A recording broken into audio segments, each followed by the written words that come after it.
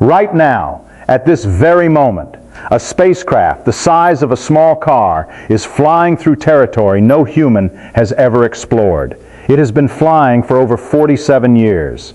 It left Earth in 1977.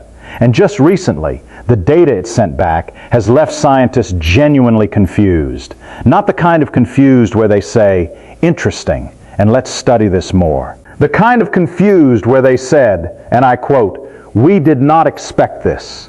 If you want to understand what Voyager 2 actually found out there and why it matters more than most space news you will ever hear, stay right here. Because this is not a story about a spacecraft.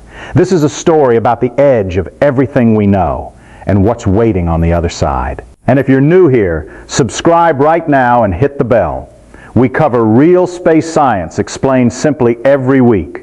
You don't want to miss what's coming. Let's start at the beginning, because the story of Voyager 2 is one of the most incredible things humanity has ever done.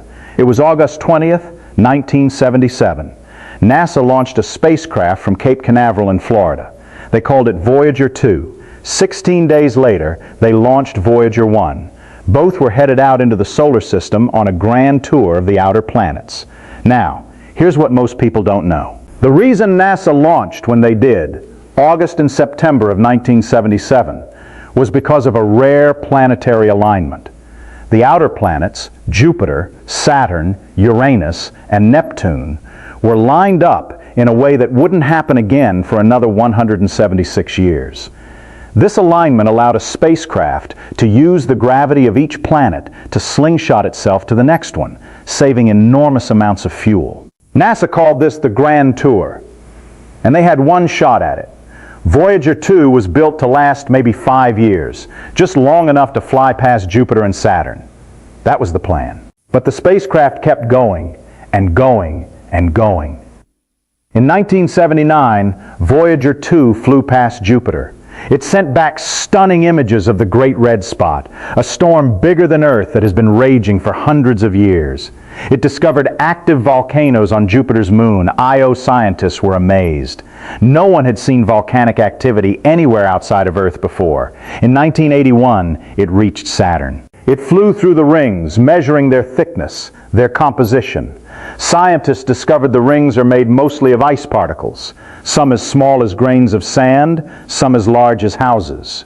Voyager 2 sent back images that changed our understanding of Saturn forever. Then something interesting happened. Instead of shutting down or running out of fuel, Voyager 2 kept going. NASA made a decision. They would send it to Uranus and Neptune, too. No spacecraft had ever visited those planets.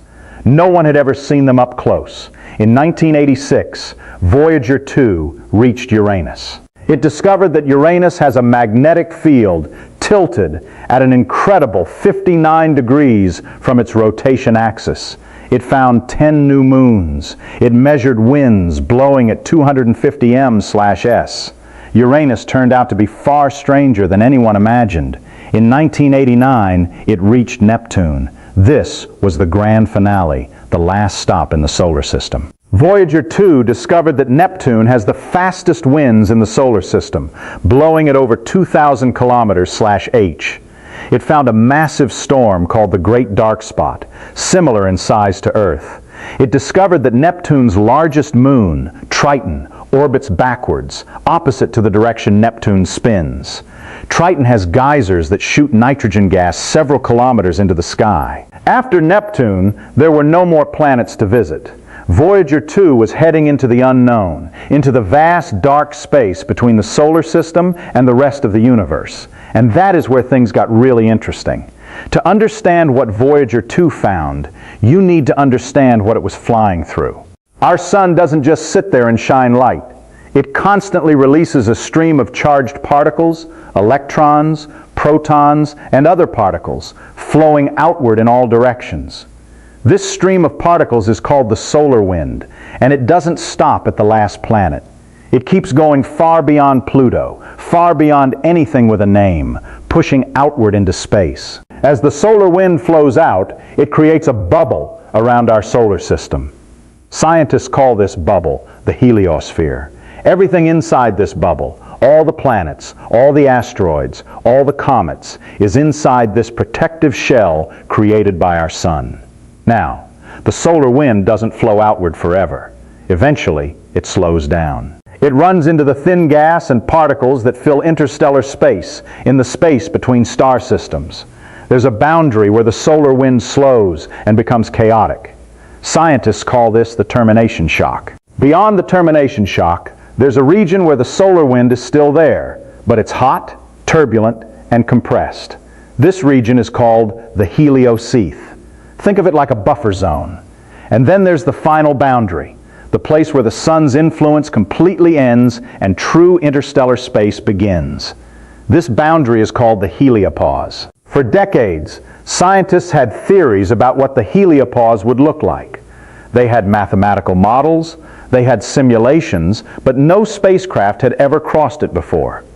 Voyager 1 crossed the heliopause in August 2012. That was historic. But here's the thing. Voyager 1 was on a different trajectory than Voyager 2. It crossed the heliopause in a different location, at a different angle, and a different part of the solar system's outer boundary. Voyager 2 crossed the heliopause on November 5th, 2018. And what it found there, and in the years since, has rewritten what scientists thought they knew. Let me tell you about the first strange thing Voyager 2 found. When Voyager 2 approached the heliopause, its instruments detected a sharp jump in the density of cosmic rays, high energy particles that come from outside the solar system. This was expected. The heliopause acts like a barrier, and scientists knew cosmic ray density would increase as Voyager 2 crossed it. But the readings were different from what Voyager 1 had measured at its crossing point. The cosmic ray intensity jumped at a different rate. The particle environment was not the same. This told scientists something important. The heliopause is not uniform. It's not a smooth, consistent boundary all the way around the solar system. Different regions of the heliopause have different properties. The shape and structure of this boundary is more complex than the models predicted. Think about what that means. The protective bubble around our solar system, the thing that shields us from much of the radiation and particles coming from the rest of the galaxy, it's not a neat sphere. It's lumpy. It's irregular. Different parts of it behave differently. That alone would have been a major discovery. But Voyager 2 wasn't done. Here is the second thing Voyager 2 found. And this one is strange. As Voyager 2 crossed the heliopause, it measured the temperature of the plasma, the charged gas, in that region. And the numbers it sent back were startling. Right at the boundary, Voyager 2 detected plasma temperatures of around 50,000 degrees Celsius, not inside the solar system, right at the edge. At the wall between our solar system and interstellar space, 50,000 degrees. That is nearly 10 times hotter than the surface of our own sun. Now, this might sound impossible. The heliopause is far away from the sun, far away from any heat source. How can the temperature there be that extreme? Scientists were genuinely puzzled, and they still don't have a complete answer. The current best explanation is that this superheated plasma forms when the solar wind, moving outward, crashes into the interstellar medium moving inward. The collision creates an enormous amount of heat, concentrated right at the boundary.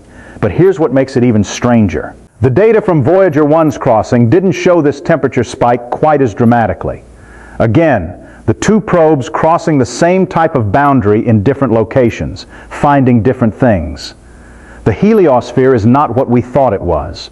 The boundary of our solar system is not a simple wall. It's a complex, dynamic, strange region that we are only beginning to understand. Now, let's talk about the third discovery. And this is the one that really made scientists scratch their heads. When Voyager 2 crossed into interstellar space, it began measuring the density of the plasma around it. As it moved farther from the sun, deeper into true interstellar space, scientists expected to get a reading, a baseline density for the space between stars. What they found instead was that the plasma density kept changing, and not in a random, chaotic way. It was increasing in a way that didn't match the models. Scientists published a paper about this in 2019 based on Voyager 2's data. They found that the density of the plasma in the region just outside the heliopause was higher than they had predicted. And it was higher on the Voyager 2 side than on the Voyager 1 side. This matters because it tells us that the interstellar medium, the gas between the stars, is not uniform either. Space between stars is not empty, nothingness. That's the same everywhere. It has structure. It has regions of higher and lower density. And those regions interact with the heliosphere in ways that change its shape and size. In 2020, scientists used Voyager 2's data to recalculate the thickness of the heliosheath, that buffer zone between the termination shock and the heliopause. On Voyager 2 side, it was thinner than on Voyager 1 side.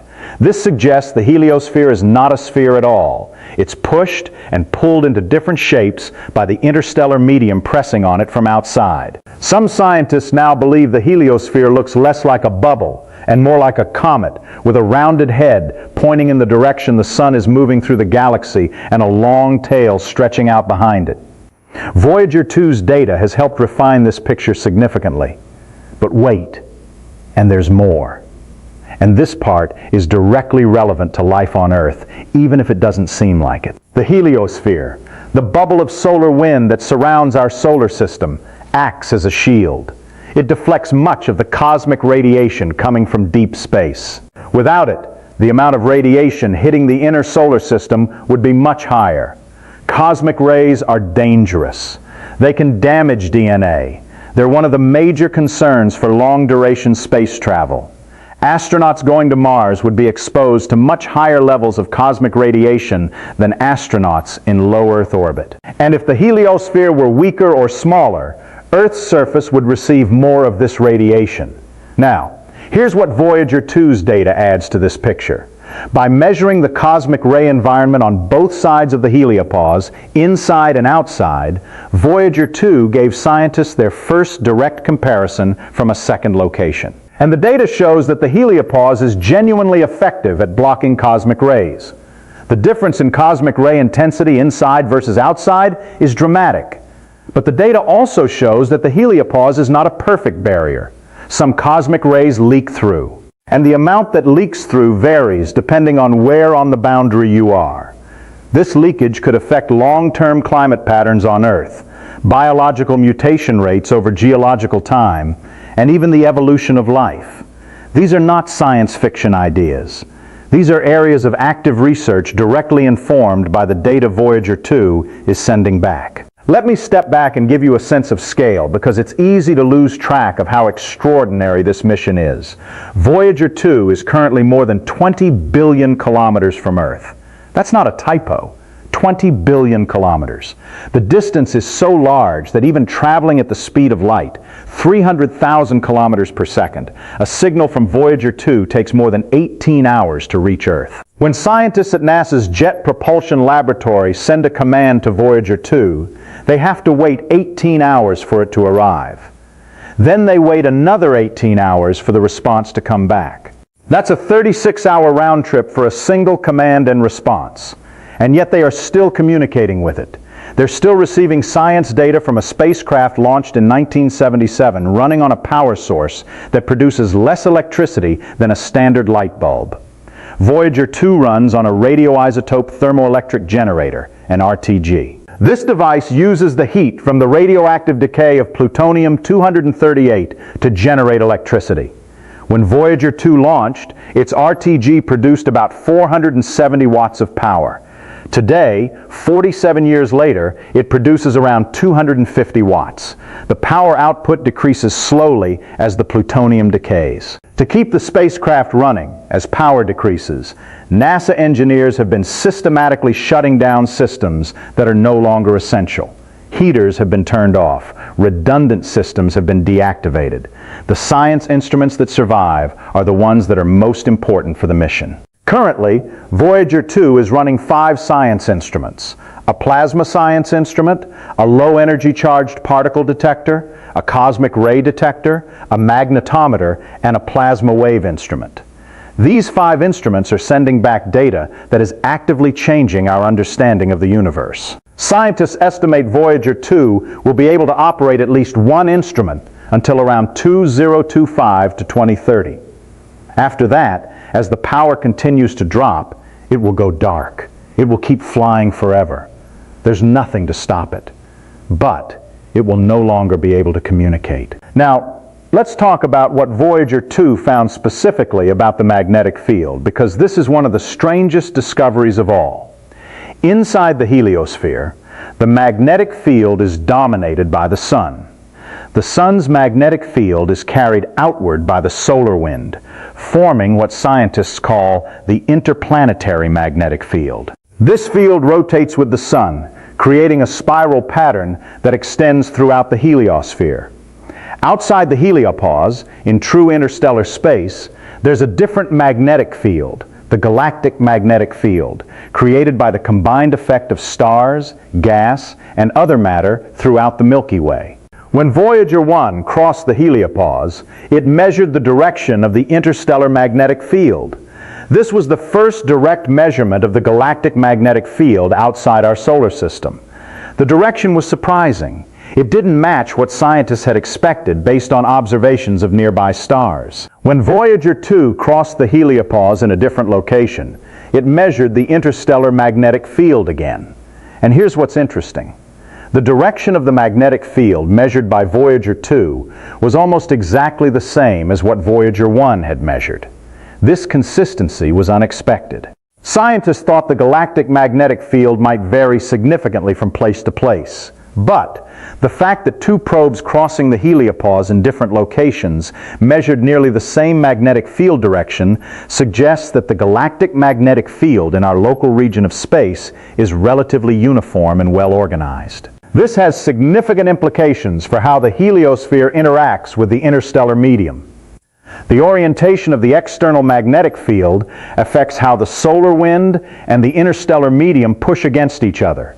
It affects the shape of the heliosphere, and it affects how well the heliosphere shields us from cosmic rays. By having 2 data points from Voyager 1 and Voyager 2, scientists can now begin to build a more accurate model of how our solar system sits within the larger magnetic structure of the galaxy. There's something else worth mentioning because it speaks to just how different the universe is from what we imagine. When most people think of space, they think of emptiness, vacuum, nothing. But that's not quite right. The interstellar medium, the space between stars, is filled with thin gas and dust. It's not a lot. The average density of the interstellar medium is roughly 1 atom per cubic centimeter. Compare that to Earth's atmosphere at sea level, which has about 2710 to the power of 19 molecules per cubic centimeter. The difference is incomprehensible, but it's not nothing, and it's not uniform. There are regions called the local bubble, a cavity in the interstellar medium carved out by ancient supernova explosions, which our solar system is currently moving through. The edges of this bubble have different densities, different temperatures, different magnetic field strengths. Voyager 2's data is helping scientists map the properties of this medium right outside our solar system. It's the most direct measurement possible, not made with a telescope from far away, but by a probe actually there, actually sampling the environment directly. No telescope can give you that. Only Voyager can. Let me tell you something that doesn't get talked about enough. In 2010, NASA temporarily lost contact with Voyager 2. Not because of a technical failure, because of maintenance work on the Deep Space Network, the global array of huge radio antennas that NASA uses to communicate with distant spacecraft.